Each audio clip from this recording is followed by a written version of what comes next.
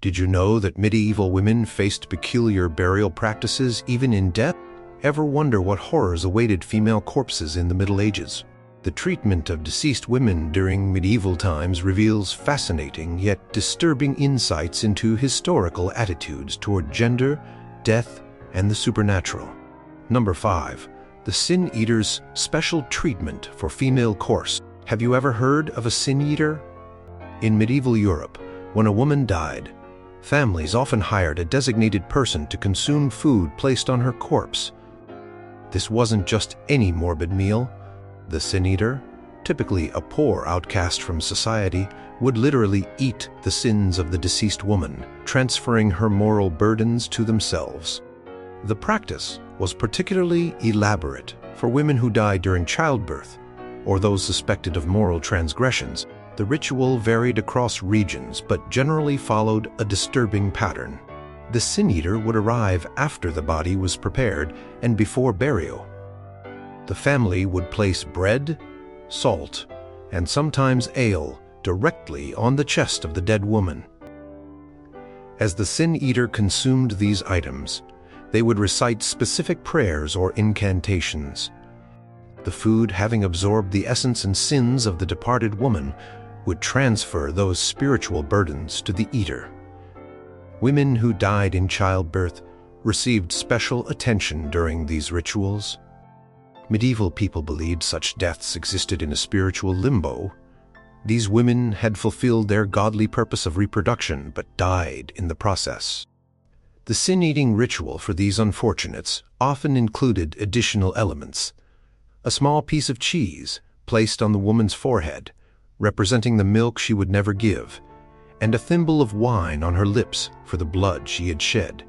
What's particularly disturbing is that sin-eaters became social pariahs. After consuming the sins of numerous deceased women, they were considered walking repositories of female transgressions. Villages treated these individuals as necessary but contaminated. Sin-eaters often lived in isolation, forbidden from entering churches or participating in community gatherings. They became living graves for women's spiritual burdens, carrying the weight of female sins that society deemed too dangerous to allow into the afterlife unaddressed. Records show that in some communities, female sin-eaters were preferred for women who died under suspicious circumstances. The reasoning: only a woman could truly understand and absorb the sins of another woman. These female sin-eaters faced double stigmatization, first as women in a patriarchal society, and second as vessels for the community's spiritual refuse. Number 4.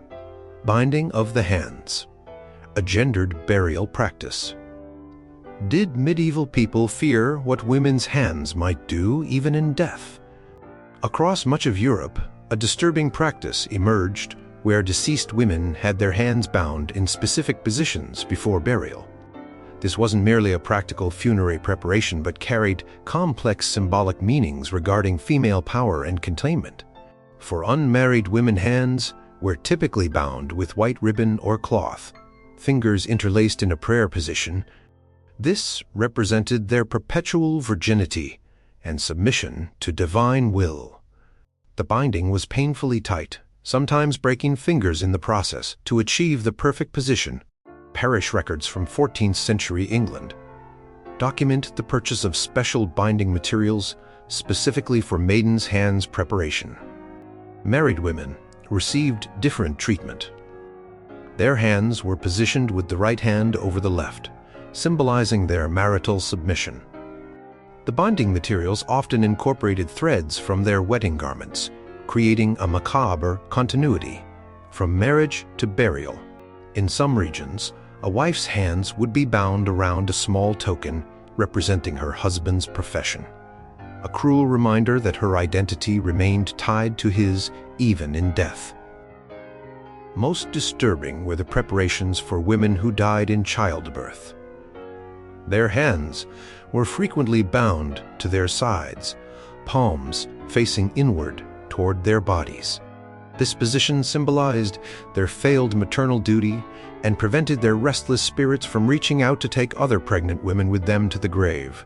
In some extreme cases, small pebbles or iron nails were placed in their palms before binding to weigh down their spirits.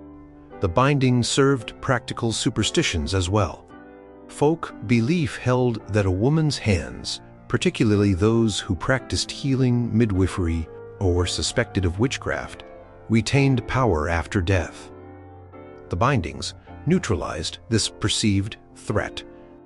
Court documents from witch trials occasionally mention special instructions for binding the accused's hands, should she expire before burning, revealing the deep fear of female power that persisted beyond life itself.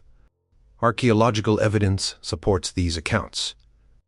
Excavations of medieval women's graves reveal skeletal remains with arms positioned in unnaturally tight arrangements, with wrist bones sometimes bearing marks of tight binding. Men's burials from the same period show much more relaxed positioning, with hands typically resting at their sides or loosely crossed over the chest. Number 3. The mouth-stopping ritual for gossiping women. Would you believe they literally silenced women, even in death? One of the most disturbing medieval burial practices reserved exclusively for women was the mouth-stopping ritual. This practice targeted women who had been known as gossips, complainers, scolds, or those who had spoken out against their husbands or local authorities during their lifetime. The procedure was both symbolic and horrifyingly physical. Before burial, officiants would place objects in the deceased woman's mouth to prevent her spirit from continuing to speak, spread rumors, or curse the living from beyond the grave. Common items included coins, to pay for her verbal transgressions, stones, to weigh down her words, or cloth soaked in holy water, to purify her contaminated speech. Some regions took this practice to extreme levels. In parts of Germany and Scandinavia, archaeological evidence has revealed female skeletons with iron or copper plates positioned where their tongues would have been. In other cases, thorns or small metal spikes were placed inside the mouth, a grotesque punishment continuing after death. Parish death records from a 15th century English village note expenditures for mouth-binding materials for the widow Fletcher, known for her sharp tongue, suggesting this was an institutionalized practice. The ritual varied depending on the specific verbal crime the woman was believed to have committed. Those who had argued with church authorities might receive a mouth stuffed with church door soil. Women known for marital complaints might have a piece of their husband's clothing placed between their lips. Those suspected of spreading rumors would have their mouths filled with salt, symbolically preserving and containing their words. Most disturbing were the preparations for women who had been officially condemned as scolds during their lifetime. In medieval England, a woman labeled a common scold could be legally punished using the ducking stool or scold's bridle during life. In death, these women often had their jaws bound shut with special straps, their tongues pinned down with wooden pegs, and their lips sewn together with 3 stitches representing penance for words spoken against their husband, their neighbors, and God. Folklore surrounding these women was particularly frightening. Communities believed that the unstopped mouth of a gossiping woman could continue spreading discord from beyond the grave. Stories circulated about gravediggers who heard whispers from such graves, or families haunted by the unceasing complaints of their deceased female relatives. The mouth-stopping ritual was as much a community protection measure as it was a punishment for the deceased. Number 2. Pregnancy testing of the dead. Can you imagine examining a woman's corpse to determine if she was secretly pregnant? Medieval communities were obsessed with female virtue, and this fixation extended beyond the grave. When an unmarried woman died suddenly, funeral preparations often included a disturbing examination to determine if she had been pregnant, a posthumous investigation into her morality. The practice was particularly common in rural areas where midwives or female elders would examine the deceased's body for signs of pregnancy before burial preparations began. This invasive procedure was conducted without family consent, in many cases considered a community right to protect moral standards. If pregnancy was detected or even suspected in an unmarried woman, it dramatically altered her funeral and burial arrangements. The methods of examination were crude and often inconclusive. Midwives would press on the lower abdomen of the corpse, looking for firmness or distension. They examined breasts for signs of preparation for nursing. Some accounts describe the application of hot cloths to the abdomen, with the belief that heat would cause movement in a deceased pregnant woman's womb, even if the fetus had also died. The consequences of a positive posthumous pregnancy test were severe and far-reaching. An unmarried woman found to have been pregnant would be denied a Christian burial in consecrated ground. Instead, her body might be buried at a crossroads, in unconsecrated ground, or even at the boundaries of the parish, symbolic of her marginal moral status.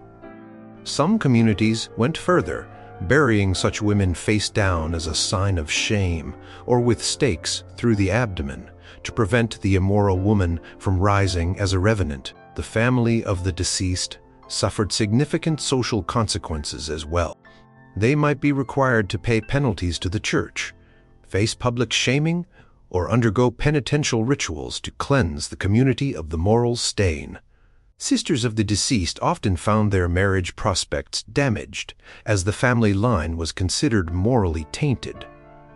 Court records from 15th century France document a case where a father was fined and required to donate a new bell to the parish church after his deceased daughter was discovered to have been pregnant.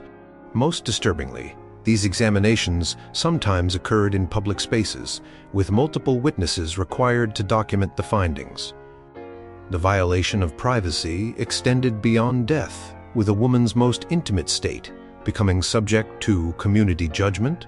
Historical accounts describe these examinations taking place in town squares or church porticos before the body was prepared for burial, creating a spectacle of posthumous shame. Number 1.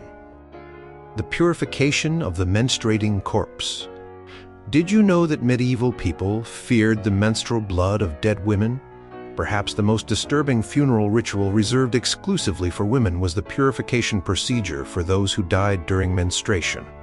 Medieval, medical, and religious texts describe menstruation as spiritually and physically polluting, and this belief extended dramatically into burial practices. When a woman died during her menstrual period, funeral preparations included extensive cleansing rituals not applied to other corpses. The body would be washed multiple times, often with specific herbal mixtures containing rue, sage, and hyssop plants believed to neutralize feminine impurities. In some regions, the washing water was required to be collected and buried separately in unconsecrated ground, as it was considered too dangerous to dispose of normally. The lower body of a menstruating corpse received particular attention. After washing, attendants would pack the vaginal area with absorbent materials soaked in vinegar or wine, which were believed to neutralize the dangerous humors. These materials were replaced several times during the preparation period.